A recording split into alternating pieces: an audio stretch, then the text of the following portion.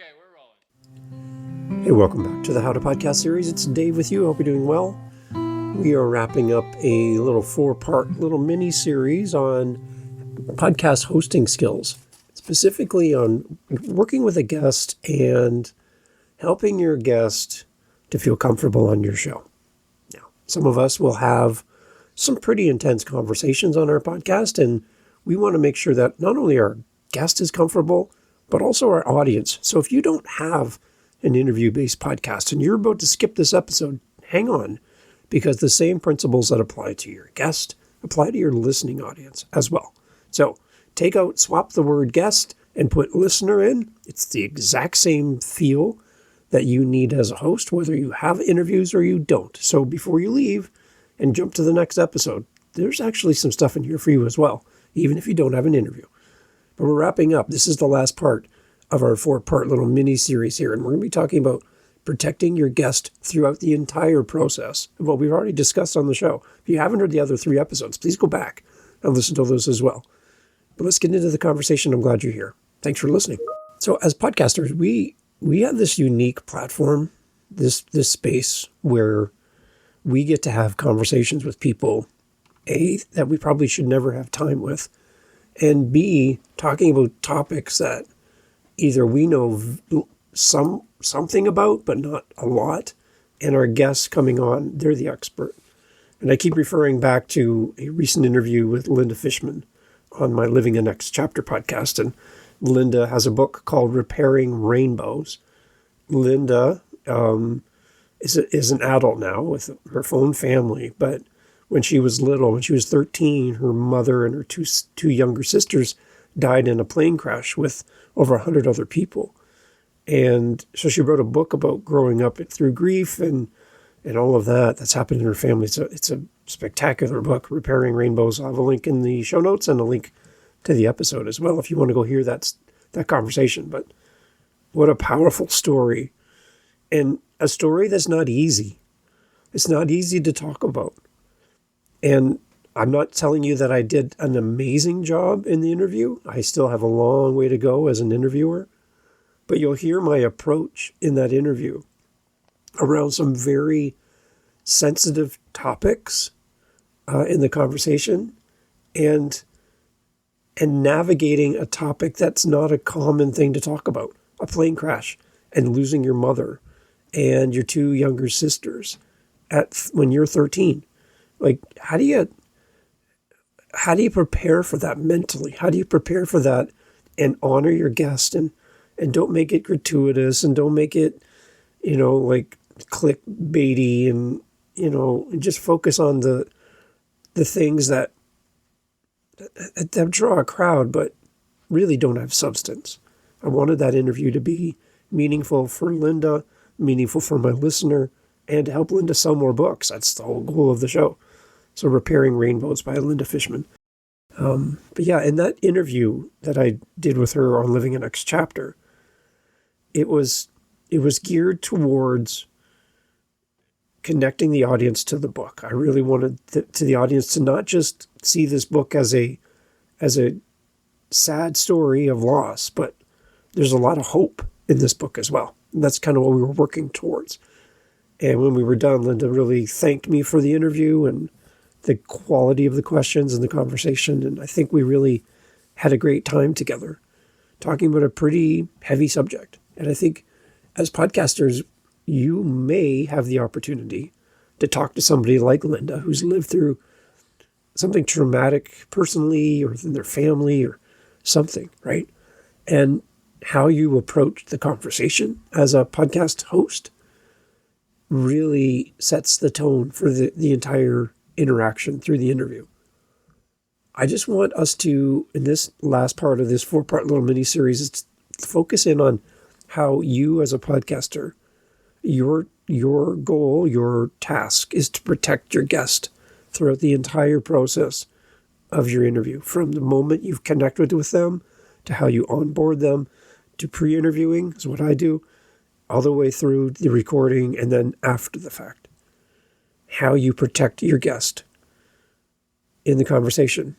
And And again, if you're not an interviewer and you do solo podcasts like I'm doing right now, you still have a commitment, and that's the listener. So you can swap out guest or listener, and the same thoughts apply. So let's get into this.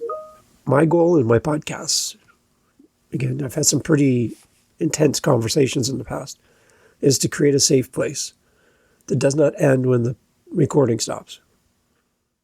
Editing, and I'm a firm believer in editing. Editing is part of that responsibility. And I get that there's podcasters who wave the flag that editing removes the authenticity and the humanity of the podcast. But you can edit in a way that nobody knows you edited the episode. You can edit in a way that builds in and enhances the drama of the conversation. You can over-edit and remove the humanity from your podcast as well. That's a danger. Removing thoughtful silence breaks as the guest wrestles with their thoughts in the moment as they try to organize what they want to say next. Some of those silence gaps is a moment for your audience to do the same, where they also can put themselves into the seat of the guest and imagine how they would answer that question. There's a lot to editing, too much and not enough, that could really impact the protecting your guest during the interview. So editing is a key point to this. And I think in this world of, well, I just one and done it. I just record it and post it. I do it live and it goes live right away. I don't have any way to correct anything that happens in the moment. I personally, for my shows, you can do whatever you want on your podcast. But for me, I feel it's a disservice to my guest to not give them the safety of knowing that this is an edited podcast. And if we go somewhere in the conversation and while we're there, you're like, you know what? No, it's too soon for this part of the conversation. Can we stop? I'll remove anything. I'm not a got you type interviewer where I want to put my guest into an uncomfortable state where I'm looking for a reaction because reactions sell clicks. It's not what I do. I think as a host, you should be mindful of what makes a podcast episode connect for the guest, for the listener, and for you as the host. So let's keep that in mind. Editing is your superpower for difficult conversations, thoughtful conversations, and the freedom to go, we went down a path I didn't want to go down. Can we remove that? That's part of protecting your guest throughout the entire interview process. It's also part of your audience listening to the show and protecting them as well. So keep that in mind. When you're interviewing your guest and something feels like too raw or unclear or even potentially harmful, follow up with your guest and give them the opportunity to review the episode, review what was added, removed, review how the edit sounds before the episode goes live. I've done this for a handful of people in the past at their request. You can always offer it up as well. When you're done the recording, you're like, wow, that was a powerful conversation. We went places as the host. I didn't think we would go with this guest. And you don't want any kind of guest regret from your guest after the fact. They've left the interview, they've left the recording space, and the next couple of days they're reviewing in their mind, did I say too much about that family member and that situation? Did I say too much about the loss of my son and how it happened? Did I go too far? You don't want any kind of hesitation on their part. So reaching out and thanking them and including them in any kind of review of the episode might be the one thing that alleviates any fear and concern. Because I can tell you, as a guest on podcasts, I don't always remember every word I said. I know kind of the big points that we talked about, but I don't remember everything. When I listen back, I'm like, oh, wow, I didn't even remember saying that. So your guest might also be kind of wrestling with the things they can't remember from the conversation. So you reaching out, and especially for a raw or unclear or potentially harmful conversation, harmful to somebody, including the guest, or the audience, giving them that opportunity, I think it really builds long-term trust with that person. They're going to talk about how you protected them throughout the interview, how they felt safe with you. It's just going to open more doors for new listeners, new guests, other collaborations, because you have put value into the relationship with that guest. And you've done so over the commitment to your content. Content is second in this, and your protection of the guest is first. You're not just producing an episode, you are the steward of someone's story. And yeah, you can go for clicks. You can go for shock and awe. You can go for those moments that social media loves. Or you can protect your guest throughout the entire process. Honor them. Give them a safe place to share their message. Give them the option of edits. Allow them to have final say if they request it. You will create some of the best, most thoughtful and captivating conversations on your podcast when your guest feels safe. When your guest doesn't feel safe, you're going to get short one-word answers. You're going to get deflection. You're going to get, oh, you have to read my book for that. You're going to get a lot of people pushing back as a guest because you haven't earned the right for them to share their story in a way they have never done before.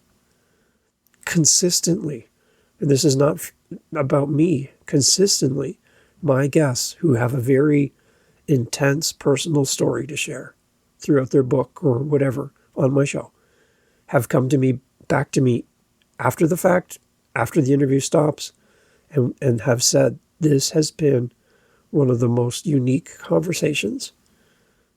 I didn't realize we would go in the places we went, but I felt led.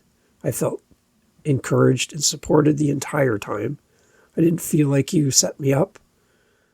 And I'm proud of what we talked about.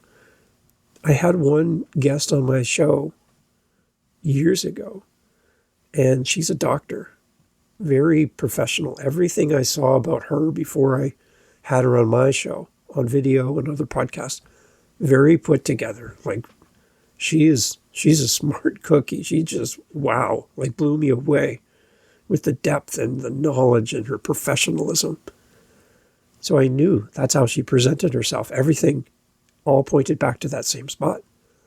When she was on my show, I know that she had talked about her dad in other contexts, but there was something she didn't finish the sentence on that in my mind. So I asked her to kind of complete the sentence. I heard you on this show and you talked about this. Can you fill in? Because I feel like there's a little bit more to that story. Something along that line. And in the moment, her head went down towards her chest. And she just started to softly cry right there in front of me. I didn't know in the moment that this was a meaningful time for her, that she had wanted to talk about this, but no one had ever asked her.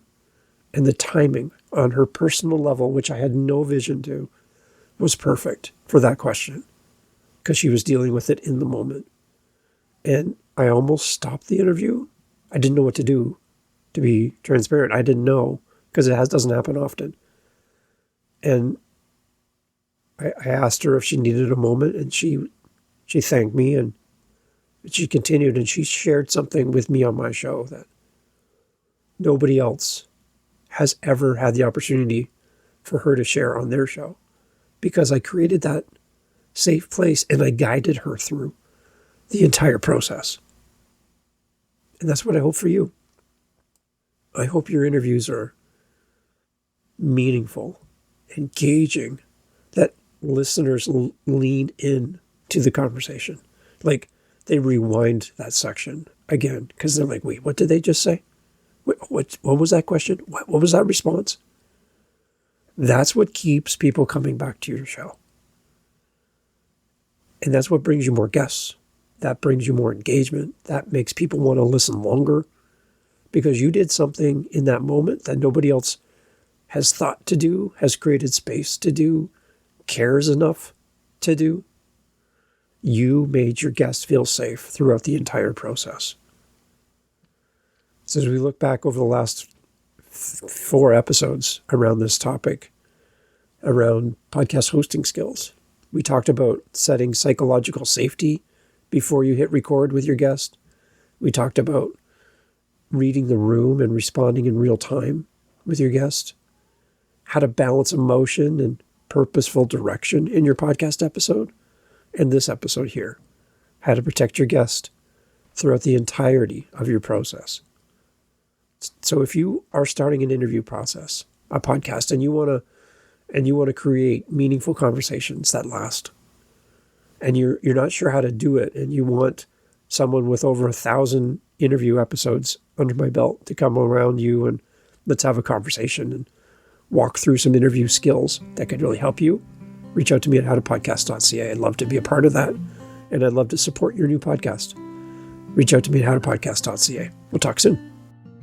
So here at the How to Podcast series, we love to hear from you.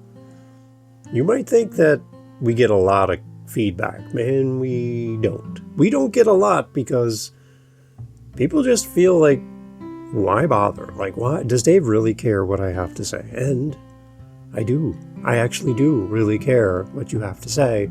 I love your input. I love hearing from you. And we've started a survey for our listening audience, which includes you right here, right now.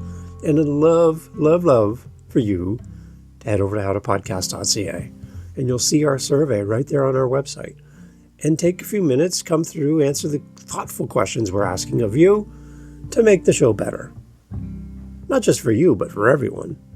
Your feedback is really going to help shape the show. And I selfishly just want to hear from you. So if you're thinking, Dave probably already knows what I think, I don't. I really don't. I'm not good at reading minds. My wife will confirm that completely. So I don't really know what you think of the show. I don't know if you like it, if you like how long the show is, how long the episodes are, that Dave's doing 365 episodes in a year. Oh my gosh. Like, I would love to hear from you and get your thoughts on this very show right here. So head over to howtopodcast.ca, click on our survey link. It's also in the show notes for every episode, in the most recent episodes, and I'd love to hear from you. So as a listener of this here very show, your feedback can make this show so much better. So much better. And I'm not drowning in emails and voice messages and speak pipes and buy me a coffees right now. So I'm putting the ask out to you right now, as a listener of the show, and you're still here, that you take a moment, head over to our website, click the link in the show notes for any episode, and go to our survey and let us know your thoughts about this show, how it could be better, and what you love, and what you're like, Dave, can you stop doing this? That would be really helpful. Thanks for being here and being part of the How to Podcast family. See you over at howtopodcast.ca. Talk soon. Thanks for being here. Bye. You're still here. Great. Awesome. This is a bonus piece of content just for you. And over the last 161 episodes, we've been doing these little bonus clips at the end of the show. The idea is to gain more listens longer in the episode, and you're proving me right. So thank you for this. Dave, what's one thing I shouldn't do in my podcast that hurts my relationship with my guests? One thing you shouldn't do in your podcast that hurts your interview relationships with your guests. Well, I would say this would be one thing, is not putting them in a place where they feel uncomfortable. Don't put them in a place where you're going for that sound clip. And don't put people in a place where you take them in places that you didn't promise to go. I think as podcast hosts, we go through the door first. We don't shove our guest through the door with a question and hope for the best. We lead, we guide, and we create safety for them. So before you ask that next question that feels like a gotcha question, before we do what typical media would do when they interview like a politician or a famous person and they throw something up at them and it's like, oh, we understand. We understand the power of a good question. And here's an example I'm going to put for you at the end here.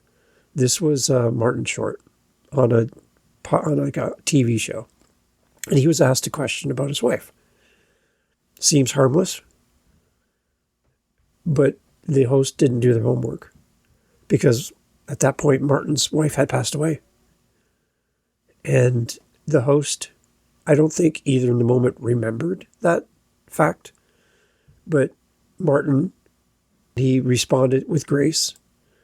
It was bothersome to him, that question, but he handled it like a pro. And I feel so bad for the host for putting this in front of him in that way. But don't do this to your guest. This is a great example. And be careful. Be careful to do your due diligence before you jump on the mic with that guest.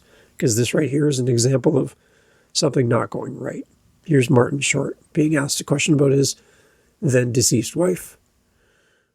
And an interviewer who just missed an opportunity here to be gentle with her guest. Here's the clip. And he and Nancy have got one of the greatest marriages of anybody in show business. How many years now for you guys? We married 36 years. Yeah. But you're still like in love. Madly in love. Madly in love. Why? Cute. I'm cute. Yes, that is true. And you make each other laugh. Yes. Right? Yes. Yeah. Speaking of making each other laugh.